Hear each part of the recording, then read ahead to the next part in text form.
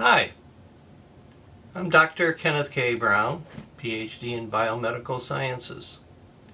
This is a Toastmasters presentation in the Innovative Pathways Level 2, Project 1, called Present a Proposal.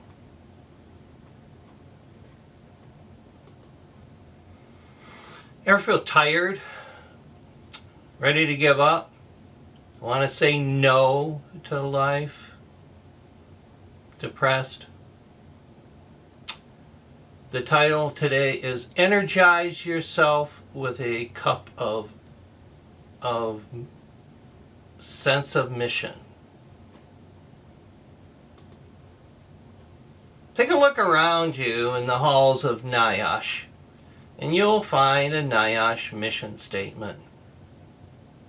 In fact, you go to CDC, and you'll find a CDC mission statement. And continue on. Go to the National Institute of Health. They, too, will have a mission statement. In fact, you go to almost any corporation in the country, and they have a mission statement. What the heck with these mission statements? Where'd they come? Why? What's the meaning behind this? Why mission statements?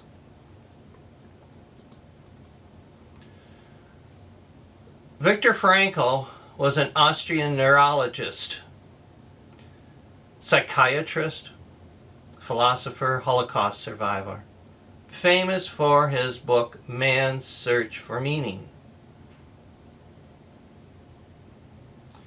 There was two genius, or more than two, but there was two specific genius Jewish scientists in 1939 in Germany. One was Albert Einstein. He escaped because of his genius to Cambridge. Viktor Frankl also had a passport to leave. And however, he decided to stay to take care of his parents. And he was swept up, along with his family, into the concentration camps.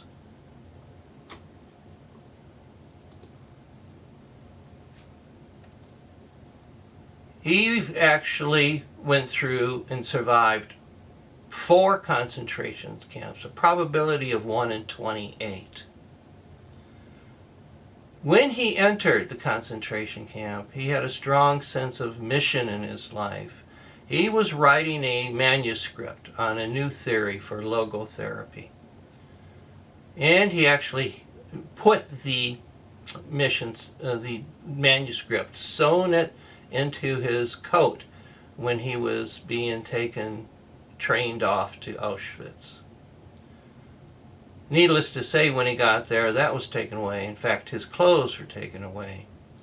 So was his hair. Almost everything he had was taken away. He lost his mission.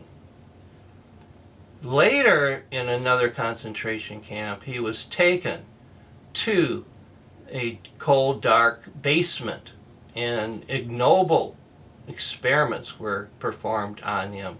They sterilized him without anesthesia. And during that, he envisioned himself lecturing to his students on how he survived the concentrations. He gave himself a visual mission. He survived the concentration camps. His family didn't. His pregnant wife didn't. His mother, father, and one of his siblings. How do you continue in life after such devastation?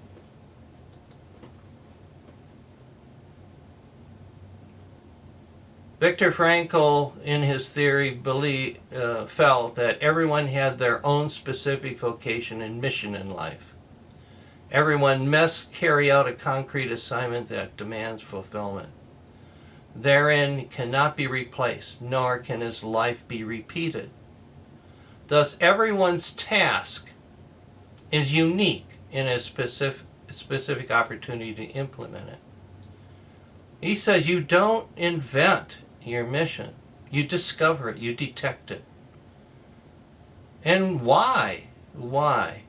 He says the world is in a very bad state, but everything will become worse unless each of us does their best. So Viktor Frankl had a sense of mission and advocated that everyone did. He attributes to his resiliency, his motivation, and his ability to say yes to life in spite of it all.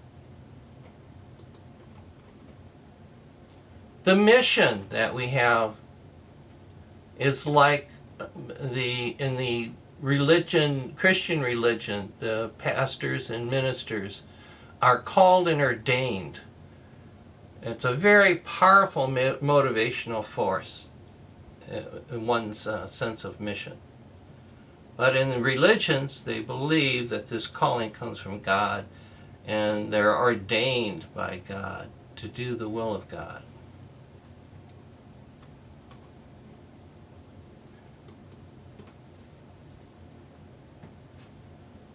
In psychology, we believe that life calls and ordains everyone with a mission.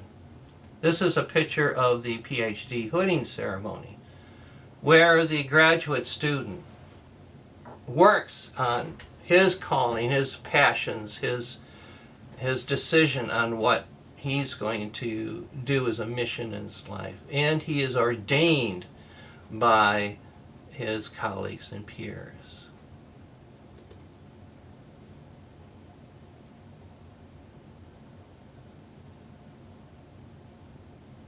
In the Zen practice, the Japanese Zen practice, they're given koan questions. These are paradoxical questions in which the student answers. They have no specific. People joke about the koan question, what is the sound of one hand clapping?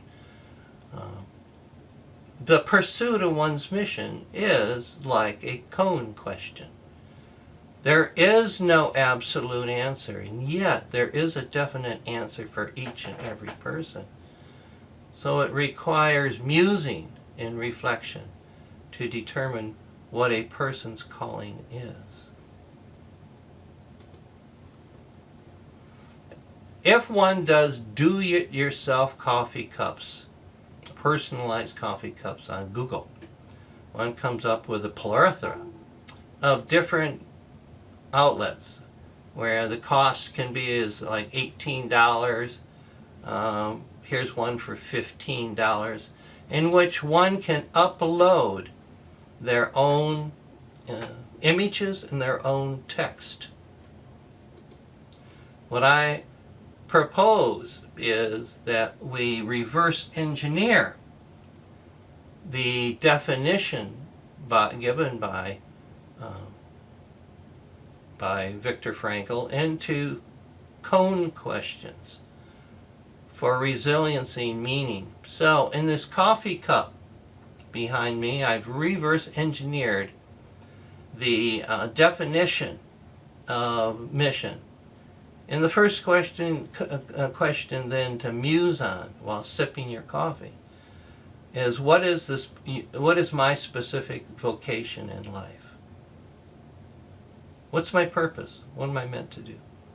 Secondly, what concrete assignment does life demand that I fulfill? In other words, what do I know that I really need to do and get done? Third, what once-in-a-lifetime opportunity does life present to me that I, and only I, can fulfill? So there's a factor of uniqueness. And the fourth question is, what unique task and specific opportunity in life is life asking me to implement? So I've summarized these into these attributes of a mission. What's specific? Unique? Once in a lifetime? Concrete assignment do I detect life asking me. So I propose taking your mission coffee cup and starting each day out sipping your coffee and energizing yourself with a sense of mission, meaning, and purpose that will provide you with resiliency and motivation to say yes to life in spite of it all.